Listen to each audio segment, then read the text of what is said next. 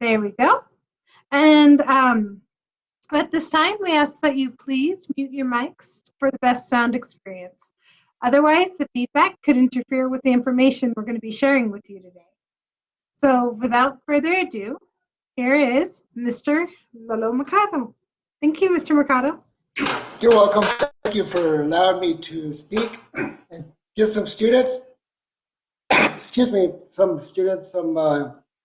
guidance. I think that you can use wisely. I've been a counselor since 1983, and I worked with students as a recruiter in financial aid, job placement. I was a job placement director for 4 years at another college.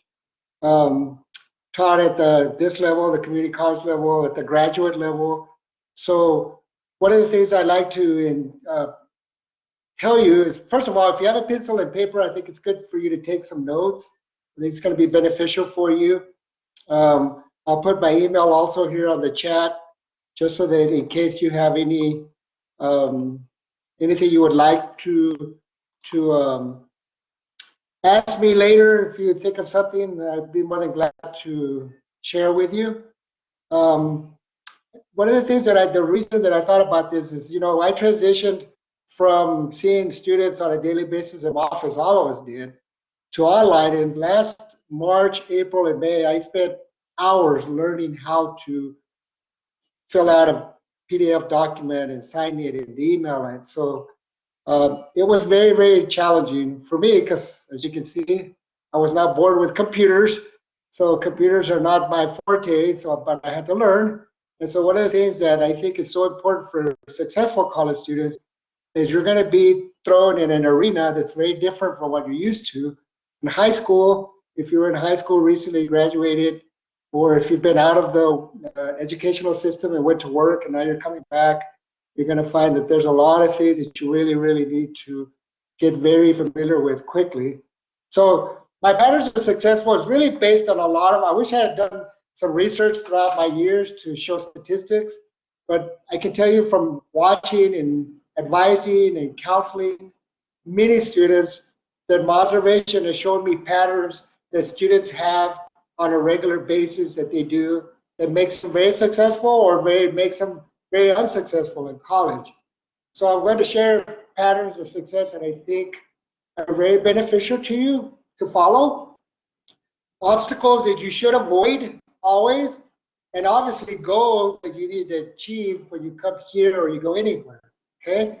And if you have a question, you need me to pause or go back for something, because I have, I think, 15 minutes to go over everything with you, then you're more than welcome to ask me a question about anything, really. When it comes to college, I've been around in most student services offices my whole life, so I'm pretty familiar with many things.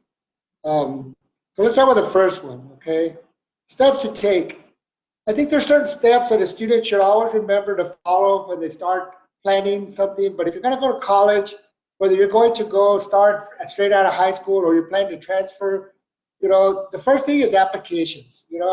I just saw a student, I was on WebEx earlier, and she's done. She's finished, and she goes, I don't know what I'm going to do next. I go, well, have you applied to, where are you going to go? She goes, probably Utah. And so I gave her steps. You need to go to Apply Texas, fill out the application, get your email back from the school and from Apply Texas. It says you've been an applicant, you've been admitted. Then the next step is send your transcripts to the university so that they can get evaluated and sent to your advisor from the department you're going to go to. And then you also, if you get financial aid, you need to apply for financial aid. And that was her biggest question is how do I get financial aid here at EPCC and at UTEP at the same time? And I said, well, you fill out the application with us, but you also put in UTEP's information for when you transfer over there in January, it'll already be ready. It'll be ready for you to not only transition and do everything. So steps is really important, and deadlines is really important. Years ago, I was helping a student that had a 4.0, and I was at Miami campus at the time, and she wanted to go to UT Austin, where it was a young man. He was in my class, my Education 1300 class, and I told her, you want to go to UT Austin, and you want a reference for me, a recommendation letter? I said, yes, I'd be more than glad to give it to you. I just want to remind you that the deadline to apply at UT Austin is November, and he was going to graduate the following May. So I told him, you need to apply right now and have everything set. Well, for some reason, he didn't do anything. And I saw him again, like in April or March, and he was ready. And I said, I'm sorry, it's too late. You know, the school's already, their deadline for application to your school is already passed, and you're going to have to wait. Of course, it was very disappointing.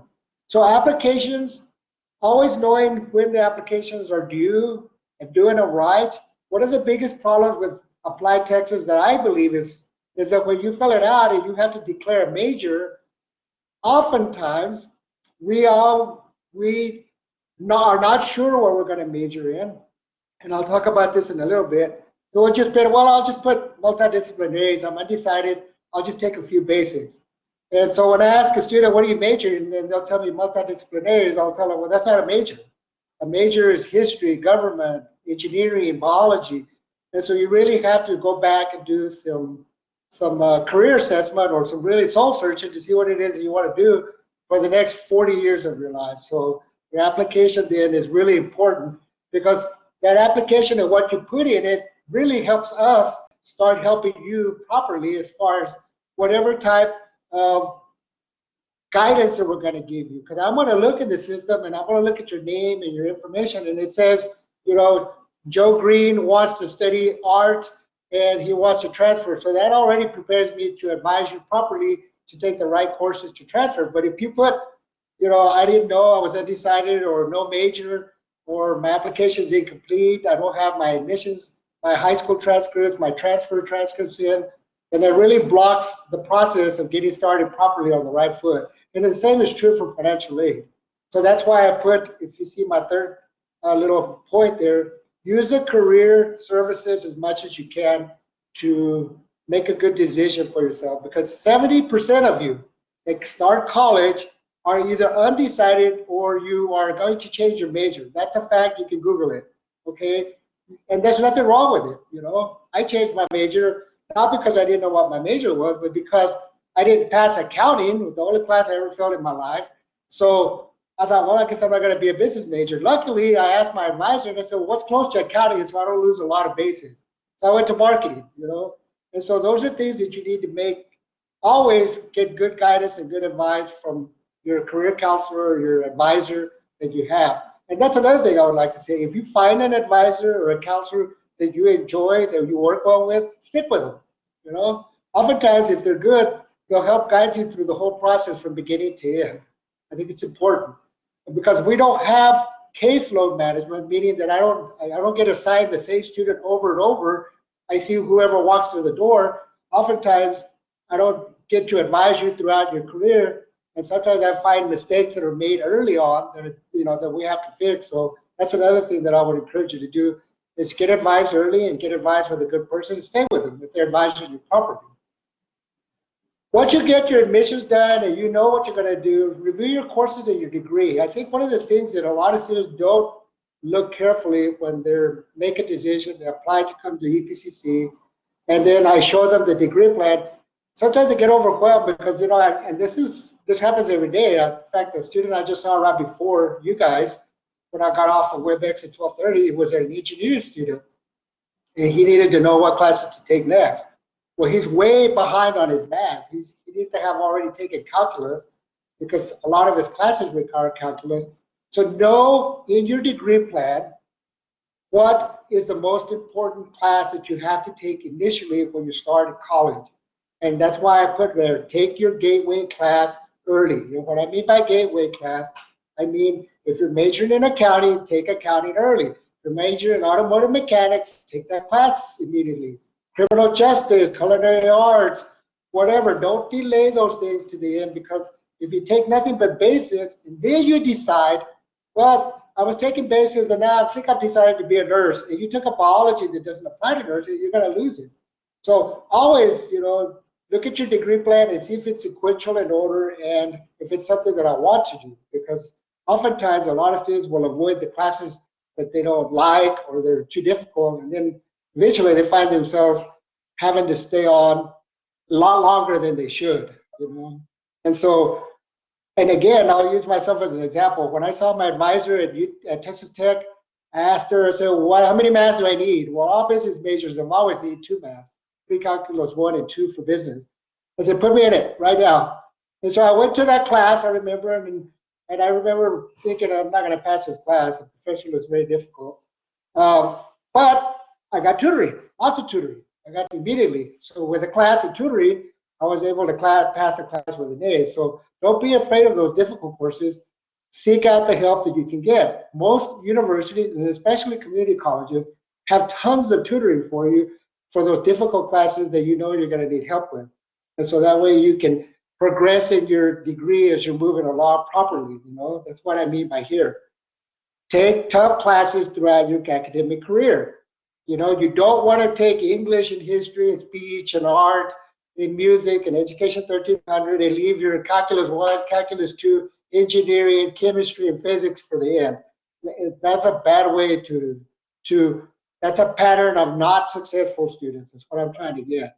Because successful students will know that within my semester that I'm registered, this semester or next semester, I'm going to have some really tough classes and maybe some easy ones. You'll mix them together.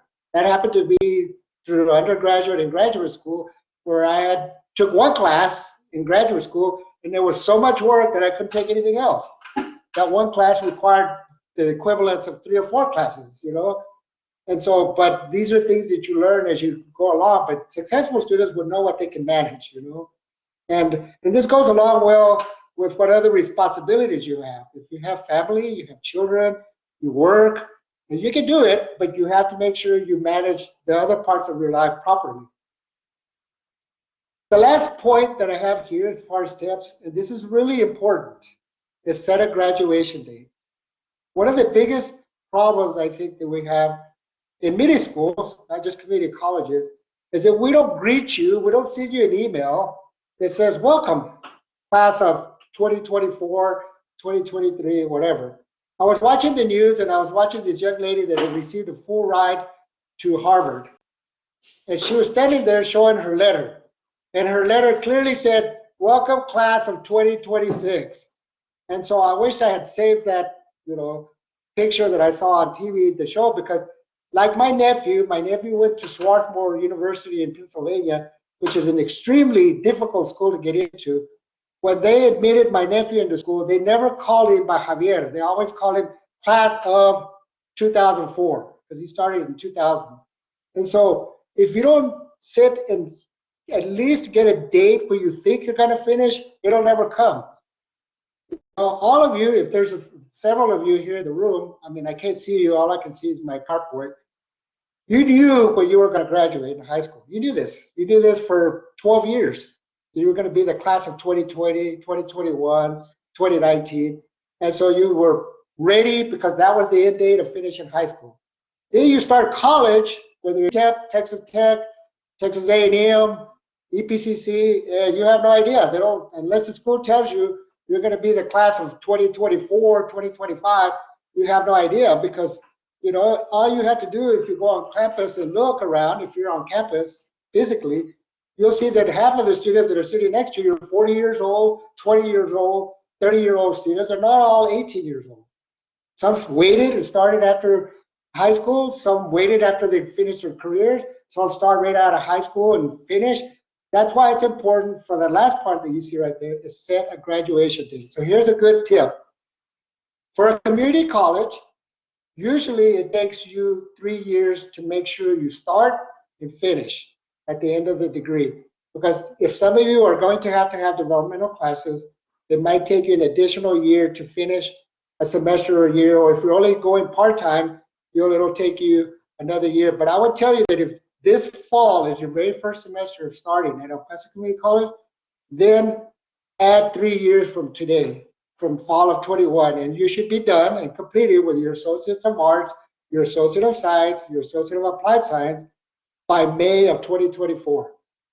And here's where the students that don't have patterns of success, this is what they do. If you don't graduate within 3 years, then you did something like drop classes, fail classes, change your major, stop for a year, come back. Because if you just think about it, there's 20 classes that you have to get your associates. 20 times 3 is 60 credits. You know, if you don't know this, You can write this down on a piece of paper. 0 to 30 credits, you're a freshman in college. 30 to 60, you're a sophomore in college. With us, you can graduate with an associate's degree if you have all the requirements for that degree. At 60 credits, you have your associate's. When you transfer to the university, 60 to 90, you're a junior. And from 90 to 120, you're a senior and you get your bachelor's degree in science or bachelor's degrees in arts. And so 30, 60, 90, 120 is what progresses you, just like freshman, sophomore, junior, senior in high school. So that's why it's important then to say, how long is it going to take me to get my degree? What date should I set? Well, think about it. If all I take is 2 or 3 classes every semester and I go to summers, and you divide 60 by 3, that's only 20 classes. If you take 5 classes per year or 6, you're only going to take 3 years at the most to finish, even if you went part-time, okay? So these are little things that I think help students be successful, because I run into a lot of students that stop out. Things get difficult. You know, the pandemic has been very difficult. A lot of people had family members that died. I myself, my mother died when I was in college, so it was very difficult for me. And I came very close to not finishing school, but I just had to trudge through it, you know. I had to finish it because I was so close to finishing, instead of like a student that I ran into years ago that came in and she says, I think I have 1 class to finish my degree. And I said, okay, sure, let's look. I run the degree audit. Yes, she needed 1 class. But you know when was the last time she had attended EPCC? 1993. 17 years later, she came back to take the 1 class to get her degree. That's not a successful person. I mean, eventually she did become that way, but patterns of successful students complete things they start. If you start this fall, then set a date that you're going to finish it. Okay, we want you to finish. You know, we don't want you to take 100 classes here. Again, now I'm going to speak to you as when I used to work in job placement, helping students get jobs. I would have a lot of students that had multiple degrees, 80, 90 hours of credits at the community college when all they needed was 60. So I took all these classes because I thought it would be better for me to get a job. And the reality is, no, that is not true. Employers don't care if you have 15 degrees, 180 degrees. What they care is that you have 1 degree in the field that you have, and then you have good grades, and then you progress to that. Okay, that's what they want. They don't want you to have 70 credits with no degree. They want you to have a degree and then pursue your profession, you know, because I used to place a lot of students, and here's a good example of that. Back then, it was called Southwestern Bell. Now it's called AT&T. I would get a lot of calls from Southwestern Bell back then, and they wanted to hire our pre-engineering students. And they would tell me, if your pre-engineering students have at least Calculus 1, chemistry, and physics, we'll hire them. But most of my students didn't go because we would push them to graduate with their associates first and then apply to that. And so, you know, this is what they were saying. If you can just get an associate's degree and move along, your quality of life in the long run will be a lot better. There's a lot of statistics you can look up. You can even Google, what is the pay for a person from high school, a GED, high school, associate's degree, bachelor's degree. You'll see there's a big difference in pay rate. So set a graduation date. If this is your first date starting, give yourself 3 years and you should be done. If you're not done by then, something happened. You know, you drop classes, you fail classes, you change majors, because it should not take you more than 3 years to get a 2-year degree. And I'm hoping that you set that as a goal, because goal setting is so important, you know, short-term goals and long-term goals when you're coming to school. And I'm going to move on. Now, before I move on, does someone have a dying question they want to ask me? And I'll wait for the chat here, see if anybody. None? I don't see any questions. The financial aid application. I like to talk about this. I work in financial aid. I don't work in financial aid now, but I do run into this problem. In fact, when I get done here, I have a couple of emails, students that are having problems with financial aid that I'm going to have to help them. But here's the thing that I would encourage you to always do with financial aid. My first job in talent search, I would run into students that were children of doctors, children of wealthy farmers where I lived. And then, no, I'm not going to apply. But they didn't realize that a lot of scholarships that schools give require you to have this information in the system. So financial aid, if you have a pencil and paper, you need to might want to write this down. Financial aid encompasses grants, work study on campus, scholarships, and there's two types of scholarships, academic scholarships and need-based scholarships, and then loans. So a lot of students don't understand that oftentimes when you fill out the FAFSA application, you're literally applying for many different programs. So you apply for 4 different programs. And so sometimes I run into students that have a 4.0 and I'll ask them, have you applied for scholarships or financial aid? Yeah, I have financial aid, but I haven't applied for scholarship. Well, we have a lot of scholarships that are need-based, that not only can you get your grant, but you can also get a scholarship, And so always apply for your financial aid every year that you're in school, once a year. Just redo it. Another thing, apply early, because if you apply late and you want your application to be processed on time, which is always 2 months before the deadline. So our deadline's already passed because school starts August the 23rd or 24th, and you go back July 24th, and today is July 24th. So the deadline to apply for financial aid for this coming fall and make sure that everything is in the system to pay for your classes is about to approach. If you have not applied, and you're one of those who thinks, I could use a little extra money, maybe a scholarship or a need-based scholarship or something, that I would strongly recommend that you fill it out. And always, if you're about to finish, like I told that young lady, fill out the application and also send it to UTEP or New Mexico State or wherever you're going to go so that they have that application ready for when you transfer in. Also, if you're one of those that's selected for review, make sure all your documents in. One of the students I had, and I can give you a million examples because they happen daily. One of the young ladies that I spoke to this morning was dropping a class for summer 2, and she wanted to ensure that she was going to get her money back. And I said, well, you'd have to have had a bank statement in the system. I don't know if I did.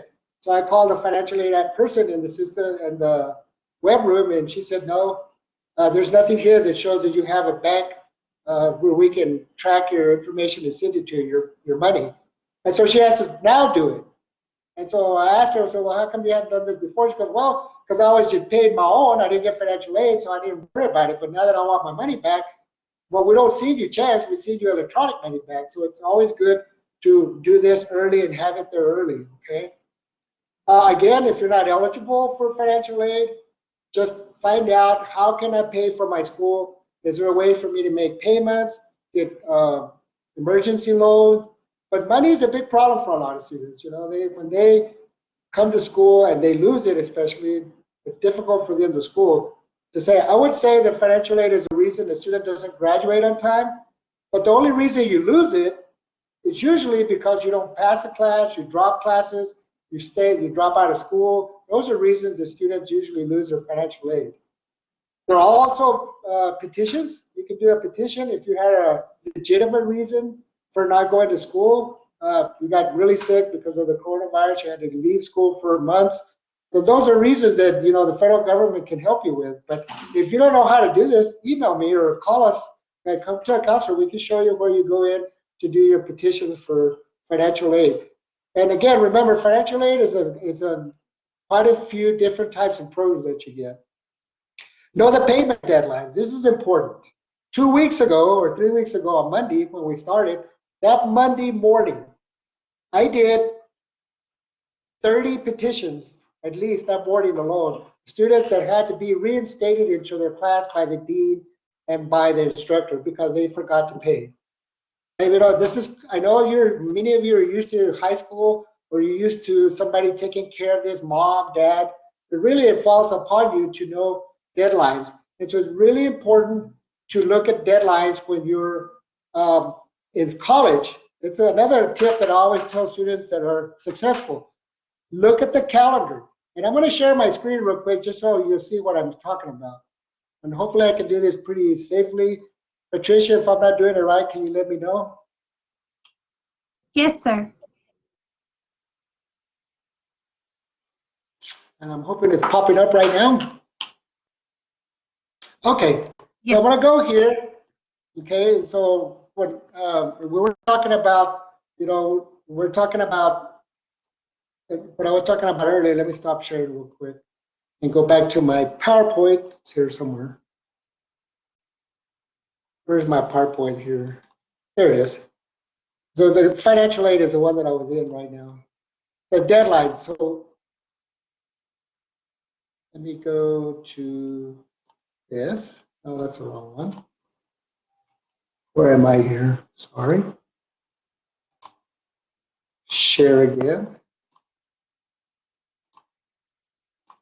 This is something that I had to spend hours learning last year in the summer and get technically savvy because I was not using it very much.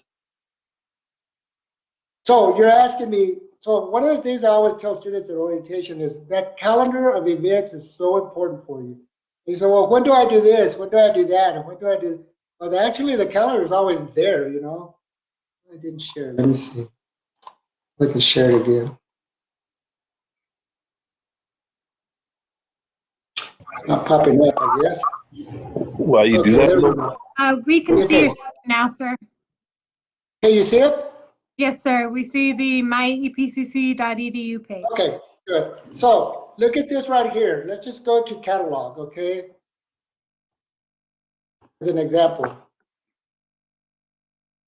And I could have, there's a lot of ways to get here, but if you just go to our catalog right now,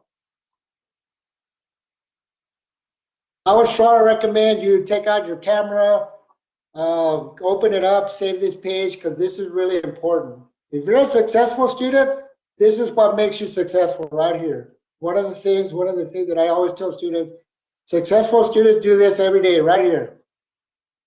The academic calendar for 21-22. When and does registration end? When do I make payments? When do classes begin? You're not going to believe this, but I had a student in my class, the Education 1300 class. They came into my class 2 weeks late one time. And I said, well, I was about to drop you. I mean, you haven't showed up for class. Oh, I had to go to my grandmother's 50th something in Zacatecas, Mexico. I go, school started 2 weeks ago. Yeah, I know that. I said, well, I don't know what they did in high school, but in college, you just can't do that, especially in the summer. So this thing right here, if you want to be a successful student, always print this page. These deadlines that you have here are so crucial for you to know, when do I drop a class? When do I make a payment? When does the semester begin? Why is the class that I registered for this fall not showing up? Well, maybe because it was a mini semester 2 class you registered for. A class that begins October. See, right here, second mini semester begins.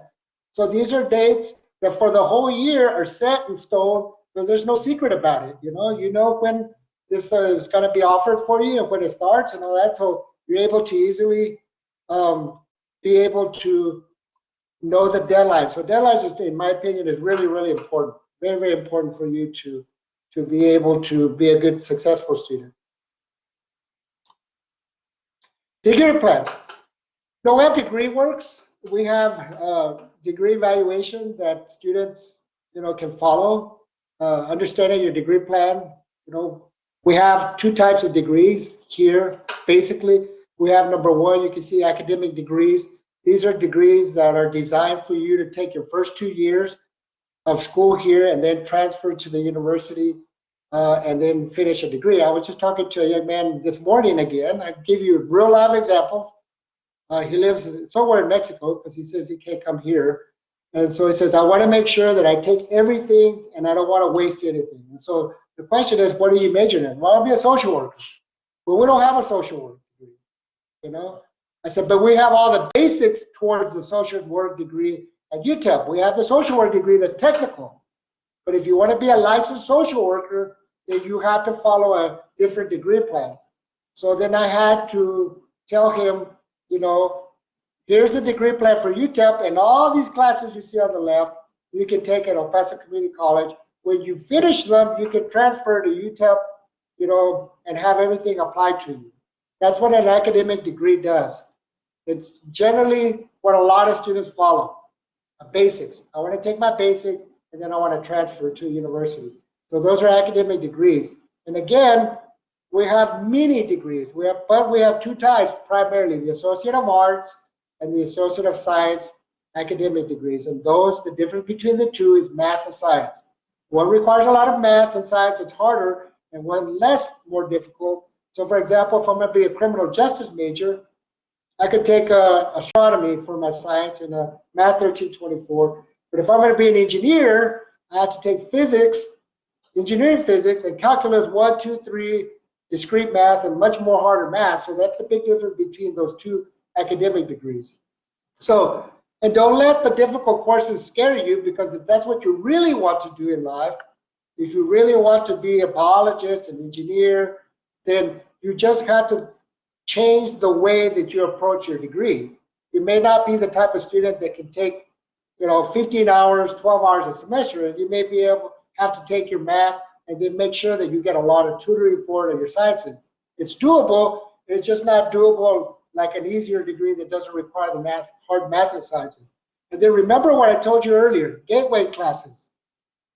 If you're going to go into degree, always start with your gateway class. I have seen so many students in my lifetime that will tell me, I ask them, what is your major? Criminal justice. And I look in their course history, they haven't even started taking introductory to criminal justice.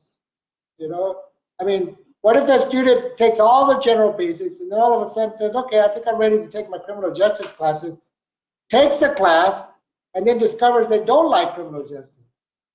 Now what do? You see?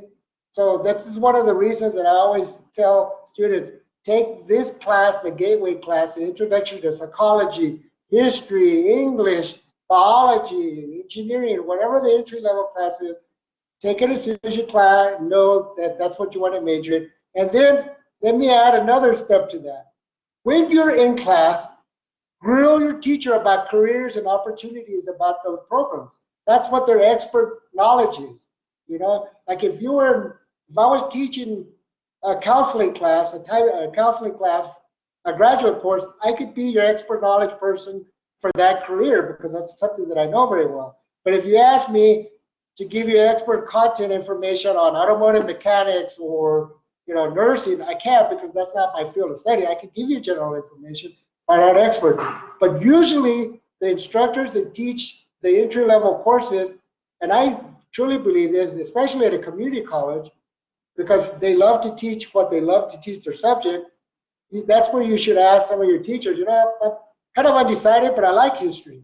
Can you tell me a little bit more about maybe majoring in history? Or I like whatever the field is, English, art, whatever it is. But I would definitely encourage you to ask your professors those. Now, number two that you see, there's technical vocational degrees. And again, you have to remember that technical vocational is designed for students that want to get a degree and immediately go to work. Our technical degrees are not that old. When you look at the educational system, vocational technical degrees were usually at proprietary schools, private schools. Most of the technical programs were there, but then the community colleges in about the late 60s, mid 60s, started offering academic courses also. Because if you look at Harvard's been around 500 years. We've only been around 50, and most community colleges have only been around like 60 years at the most, the majority of us. And so we started offering a few basics here and some technical programs. We would get a lot of students that would go to the universities, like they would go to Harvard or they go to UTEP, and they say, I'm here, I want to learn how to fix a car. And the advisor at UTEP would say, well, no, you can't do that. We don't teach automotive mechanics at UTEP. So this is where we filled in, and a lot of students started coming in to the community college, and we started teaching all the degrees that you see in our catalog. We have over 60 or 70. Colors, diesel mechanics, advertising, graphic and design, fashion design. We have so many degrees that are very, very good degrees to follow. And a lot of students think that they have to have a 4-year degree in their profession, and that is not necessarily true. My son-in-law, for example, he works for an electrical company, and all he has an associate degree and in engineering tech, and he makes over 100,000. Wow, that's crazy. I've been a counselor all my life, and I don't even make that. So you see, you have to, if you're not sure what you want to do, at least look through the catalog and look at some of our vocational technical degrees, because we have many, many good degrees that you can follow, but it has to be something that you're pretty good at, When it comes to vocational technical degrees, I always tell students, it's important that you know what your talent lies, because these degrees are hands-on, and if you're mechanically declined, you're not very good at fixing anything, but you want to be an auto mechanic, it's going to be a little more challenging for you. You can do it, but it's going to be a lot harder than somebody that just picks it up quickly, you see. And for those degrees, that next to last PowerPoint, you really have to start that class immediately, I can't stress enough that if you're going to be a culinary arts major, travel and tourism, fashion design, court reporter, whatever you're going to go into, this technical, automotive, computers, get that first class immediately, because that's going to be your foundation to know this is what I really want to do. Okay, and then run degree works and evaluation regularly. I can't stress that running your degree works and your evaluation on a regular basis keeps you on track. Make sure that you are taking the courses that fall in your degree plan. Again, these are what I call patterns of successful students that do this often. They don't like to take things that don't apply to their degree. They don't like to stop out and take a year or two off. They don't like to change their majors. They don't mind asking for good guidance and advice from a counselor or an advisor. They don't, they keep asking questions and making sure that they're on the right path. And there's nothing wrong with that. I think the biggest mistake to make as a college student is to always assume, we always assume that, okay, the counselor told me this and there's nothing for me to think about, I'm just going to follow the plan. And that's not necessarily true. We have 60 different counselors. We advise differently. We should advise all the same, but we all have a different perspective. So, that's one of the reasons I told you, if you find a good counselor, stick with them. If they're guiding you properly, stay with them, so that you can make sure you're getting progressed properly. And many of our programs do require you to stick with one. Once you get into a program, then you have to go back and see that one counselor to get advice always. Like I have my counselor at my campus, Vanessa is our primary counselor for culinary arts. So when a student comes in, I can work with them, but I prefer that they see her because she's tracking their progress. Okay? So degree works, and degrees is important. Classroom etiquette, I added this year because I found out that a lot of you weren't as good technically savvy as I thought you were. I would send documents and say, okay, just sign it and send it back. How do I do that, sir? One of the things that you need to do here that I think is important is learn the technology that you have. If you don't have it in your computer, the school offers you programs that you can add to your computers, training that you can get for, we have all kinds of workshops. I know that many of you are way smarter than me. You just Google something and let me just Google it and I can figure out how to do this on my own. And that's okay, that's a great thing to do, but classroom etiquette to me is really important. Now that we're going back on campus in the fall, for many of our classes, attendance, and even if you're not on campus and you're online, I always tell students, a lot of students in the past, now more so, would ask me, can I take this class online? And I said, yeah, sure. Do you have internet? Yes. Are you good with a computer? Yes. Are you going to set aside 2 to 3 hours every day to work on your class? Well, I haven't thought about that. And I said, well, then no, you're not ready for an internet class. What do you mean? I said, well, it's like going to class physically. Why would you set aside all your work, do everything, go eat out with your friends, work all day long, take care of your family, and then maybe at 11 o'clock at night, I have time to look at my assignments my professor gave me. That's not intelligent. There's no way you're going to pass a class if you put that aside and that's the last thing you do at the end of the day. You have to set a scheduled time during the day to say, this is when I'm not going to be doing nothing but my homework assignment online, just like you would if you were face-to-face. And that means, as you can see right here, that your Wi-Fi is good, your computer works well, has all the programs in it that it needs. You don't have your phone. I actually had a student drop her class last summer, believe it or not, or it was the fall, I don't remember. He says, I can't keep up with my work, so I have to drop my classes. I go, okay, well, why are you having problems? Well, I just can't do all my work on my phone. I'm going, what? I said, how can you be doing all your homework on your phone? Don't you have a laptop or nothing? No. I said, oh my gosh. I said, I would have never, ever attempted to do school on my phone, you know. And I asked her, did you know that we offer you rental of computers? That you can go to the computer lab and rent it? No, I didn't. You know, my gosh. And so I said, well, are you so far behind that you can't keep one or two classes so that you don't drop all of them? And maybe you can keep a couple, and then I can get you a computer and a laptop and a hotspot. She goes, yeah, I'm kind of caught up with a couple. So we got her connected with a computer, you see.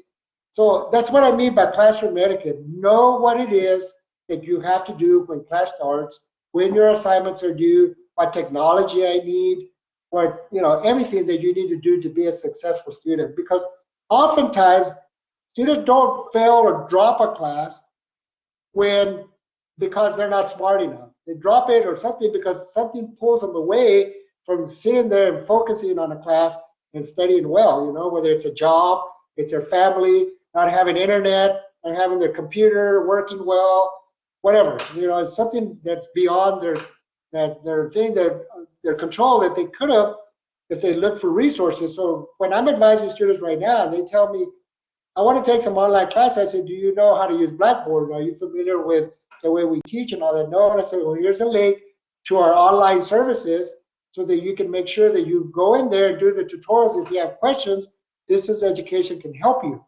Or if you're going to do tutoring, learning services is going to help you also. Tutorial services that can help you throughout the semester. Don't wait till you're already suffering. You know, there's always solutions if you just make sure that you seek out that solution. And that's what patterns of successful students do, you know. They don't just quit and throw their arms up and say, well, I'm just going to leave, you know. And then unfortunately, when you do leave in a bad situation, it follows you, you know, it doesn't go away. I'm working with a young man right now that was here in 2004, and he's trying to get promoted in the military. And he was a good student, but he didn't finish. And now he's desperate to finish his degree, you know, because the promotion is very well for him. And he says, and my family, my young family, but I get it without an associate's. Which brings me back to number one, when I told you, get a degree. I can't stress to you when that piece of paper is going to come in handy. You know, you just never know. And so, fortunately for him, he only has 33 credits, and he still has a long way to go to get his associates. And if he had just taken a class every semester, he would have been done a long time ago. So, but classroom etiquette, back to this. Make sure your computer works. Don't do your work on your cell phone. Make sure you have good internet. Make sure you know where to get help if you're online. If you're obviously in the class this coming fall, if you come to class, you better get a parking sticker. You know, you don't want to get a ticket and then everything gets blocked. You wake up one morning and you say, why is my computer not working? Because you got blocked, because you have a hole, because you got a ticket and you didn't pay for it, you see. So those are little things that I think that help you learn to be a good student, you know. So classroom etiquette, again, it used to be don't walk into class late, don't miss class, but now it's more online for a lot of you. So just make sure that you know what it is that your professor expects, what platform they use, you know, how to load up documents, how to sign them, all these things that I think make you a really good student in college. And here's some obstacles to avoid, okay? Because that was part of my presentation, you know, on successful students patterns. Avoid changing your majors without some career guidance, okay? I can show you transcripts if I had the right to. I can't. A student that, you know, every semester there's a different major declared. That person will take years to get done, you know. A lot of students think that if I take my general basics, they'll transfer over to the other degree. And that's not necessarily true. A good way for you to find that out is to run a degree audit or a degree analysis that says, what if? What if I change my major from criminal justice to biology? And that's easy. You can do that at Banner. It's not difficult. I'll send our presenters here the steps to do, but you can do that easily to find out what happens if I change my major. Other obstacles, avoid stopping out. If you're in one of those situations in life where you cannot come full time, just remember this. If you get financial aid or you get veterans benefits or some type of aid, you have to at least take 2 classes to get some type of aid. So if you can't take 4, 5 like you used to, and you're overwhelmed, then drop down to 2. But stopping out completely is a killer. You know, most students that don't return, they stop out one semester, usually don't come back within the next semester or two. You know, I have students that come in my office and say, I'm coming back to school, and I'll ask them just kiddingly, when was the last time you were here? Do you remember? I think it was 2 semesters ago. I said, oh, try 8 years ago. Oh my gosh, it's been that long? I said, yes. And so it goes by fast, so I was trying to recommend trying not to stop out. Avoid probation and suspension, okay? If you don't know how to calculate your grade, email me, email a counselor. Almost all of us know how to help you calculate your GPA so you can stay in good standing. And again, like I told you earlier, avoid declaring undecided multidisciplinary as your major, unless there's a real reason why you have to follow it. Like all our allied health majors, for example, have to follow the multidisciplinary, then that's okay. But if you're just undecided, don't stay undecided. It's not a wise thing to do. You know, you want to make sure that at some point your compass points to the degree and the career that you want to do. And then the next one that I've already said earlier, avoid not setting an anticipated graduating date. Anticipate graduating at least within 3 years. Give yourself 3 years to finish your associate's degree and move on to a university or move on to a job, okay? Because it's really important, because it gives you a point to say, I'm taking classes and I know I should be finished by this date, you know, if I'm doing everything properly. Avoid losing your financial aid or your scholarships, you know. For financial aid, there's 4 requirements to retain it. Number 1, you get to always have a C. Number 2, you always have to pass 2/3 of your classes. Number 3, and I just talked to a student earlier and I left and she didn't drop her class, you have to stay in class 2/3 of the semester. She was about to drop her class and I said, well, if you drop it, you're gonna owe money. Why? And I said, because the 3rd rule in financial aid says you gotta earn it. You gotta go to class and earn it. You have to be in class at least 2/3 of the semester. She said, well, let me talk to my teacher and see if I can get back and do well. Yeah, that's a good idea. And then the 4th one, you're limited to 90 hours. You're not going to get financial aid forever here. You'll run out if you keep doing the things that I was telling you not to do. Changing majors, dropping classes, you know, all those things that make you retake classes. You eventually, there'll come the day when you run out of financial aid at the community college. So, you know, remember, I must pass 2/3, I must have a 2.0, I must attend class 2/3 of the semester, and I have a limited amount of financial aid that I can get. Avoid not taking your gateway class. Again, I've stressed this throughout my presentation. If you're going to major in something, find out, ask me, the counselor, the advisor, what is the first class for this major? Can I take it? You know, can I take introduction to nursing, introduction to, you know, whatever, psychology? And the counselor will usually know whether you can or cannot, you know. And so if you do, take that class immediately, because if that's what you think you're going to, usually that class is going to give you a good idea if that's what you want to do in your career. The next one that I have not talked about, but I think is important, is avoid taking too many or too few classes. Statistics show that there's 2 groups of students that drop out and fail out a lot. And those are the students that take a huge load and drop or fail a whole bunch of them, or take 1 class and then they have so much time in their hands that they're not responsible enough. So a good load, manage your load of classes that you can handle. You have a full-time job, you have children, then you can, you know, going full-time is going to be challenging. You can do it, but it's going to be challenging. Always know, you know, how many balls you're juggling up in the air and manage them properly so that you maintain good standing in college. But too many and too few is not a good thing. Usually there's a good combination, 3, 4, 5 classes at the most that you can take. And then the last one that I showed you earlier, avoid not knowing deadlines and calendar events, you know. Look at the calendar, print it, put it up on your wall, put it on your phone, and know the dates so that you know when important dates are popping up for you to always know when your final is, when Christmas vacation is, those kind of things. I think that's really, really important. A successful student. And then, of course, the last thing I think I'm going to cover here is goals to achieve. The first one I've mentioned many times, set a graduation date. So if you started this fall of 2021, 2022, 2023 is 2 years, so you should be done by May of 2024. Okay? That's a deadline that you can clearly set and say, I plan to get my associate by May of 2024. If I get it sooner, great. If I get it a semester or two later, at least I know I'm there closely. But just not having anything is not a good thing. You have to know more or less when you're going to finish. Learn, this is really important, as many skills possible when you're here in college. I get a lot of students that roll their eyes when I tell them, yeah, you have to have philosophy, English, history. My son has been an engineer for 8 years, okay? And they made him go back and take a technical writing class. An English class that we teach, 2317, his boss said, you need to go back and take, why don't you go to the community college there in San Antonio and take a technical writing class? And so he did. He took it, and he was the only person there that was a professional. All the other ones were 18, 19-year-old students taking the class. So he kind of felt out of place, but that's what I'm telling you.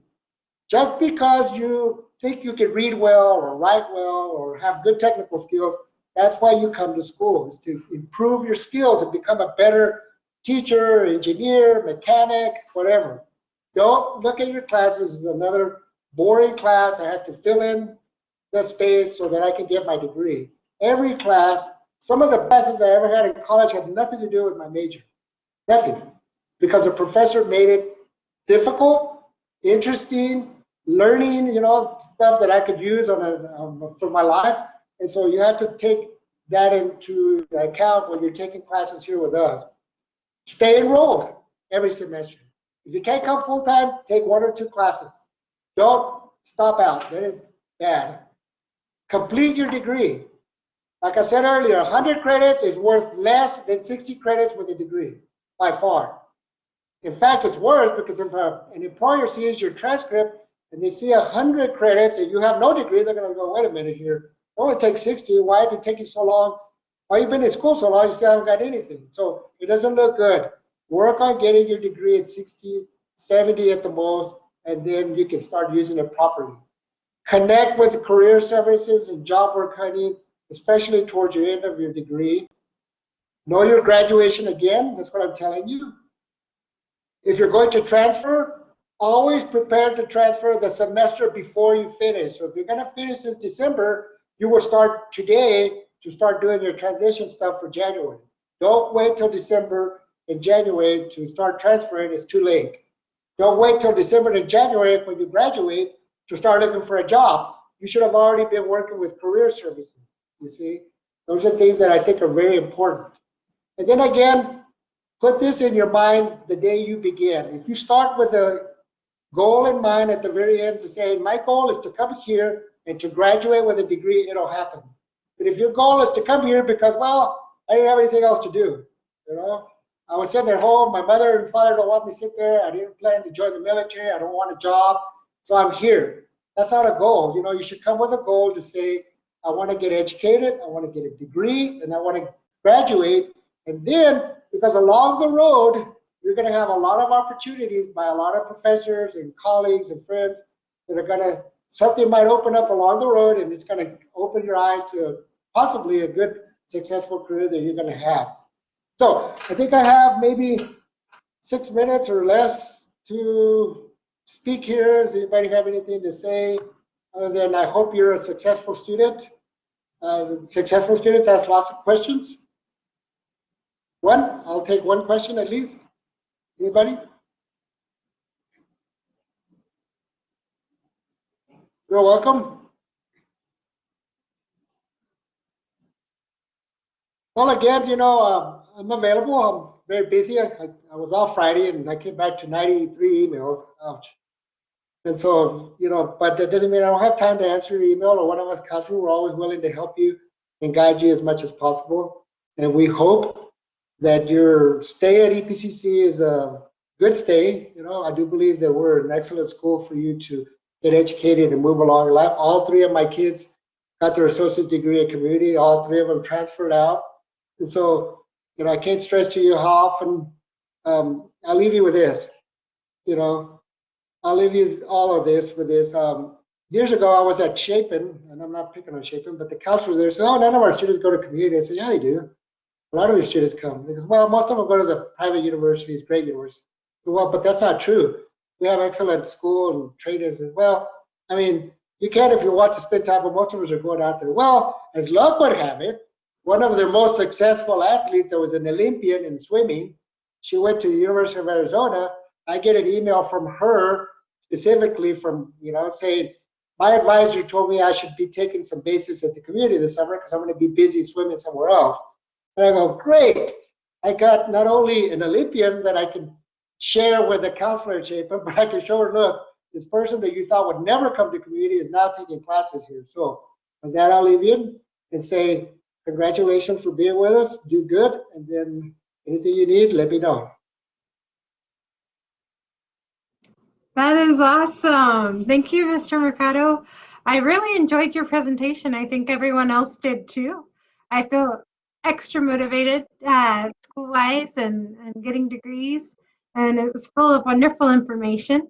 I would like to thank you on behalf of You're us welcome. on the virtual event for presenting today.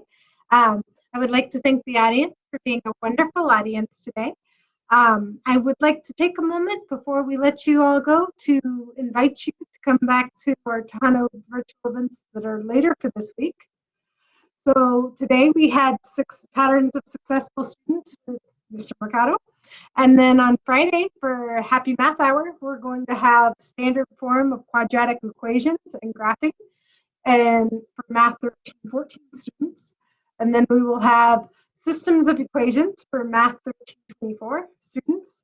And then next Monday, we will be having Staying Strong, Refresh, and Restart by Dr. Dolores Gross and Perla Renteria from the Foundation of Community College. And then, of course, we'll also have a special edition Happy Math Hour next week because we'll have one on Tuesday and on Friday.